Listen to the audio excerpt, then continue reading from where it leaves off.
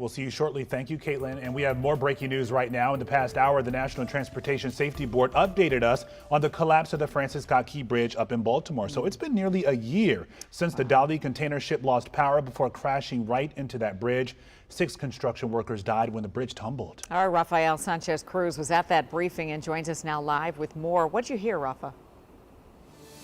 Yeah, Lorenzo, Leslie, today the NTSB said that the Maryland Transportation Authorities did not conduct a vulnerability assessment on the Key Bridge, and it's not the only Maryland bridge that's on the list. They say they haven't conducted that same assessment on the Bay Bridge. So this is the information that we know so far. The NTSB Chair Jennifer Homendy says the Maryland Transportation Authority failed to conduct this vulnerability assessment that was requested both in 1991 and in 2009.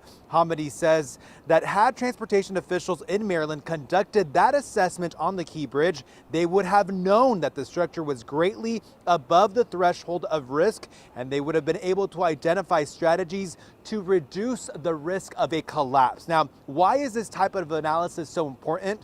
Homendy tells us things have drastically changed since these bridges were built, particularly the size of the vessels that travel underneath them. Let's listen to what she had to say. Had the MDTA conducted a vulnerability assessment of the Key Bridge based on recent vessel traffic, the MDTA would have been able to proactively identify strategies to reduce the risk of a collapse and loss of lives associated with a vessel collision with the bridge.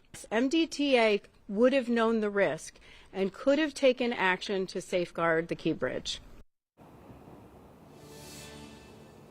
Yeah, Homendy also tells us that since the bridge collapsed, they've been able to identify 68 other bridges in 13 states that do not have this assessment. She says that tonight she's ordering that these assessments be conducted and that any steps to prevent further collisions are taken. Again, this is about safety. She says she's been sounding the alarm on these issues. And again, we're talking about requests that are decades in the past.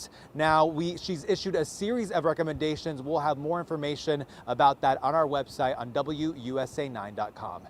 In Southwest DC, Rafael Sanchez Cruz, WUSA 9. Sounds like we need to be following up with transportation officials who were on the job in Maryland years ago to find out who didn't do what and how to make sure this doesn't happen again. All right, Rafa, thank you.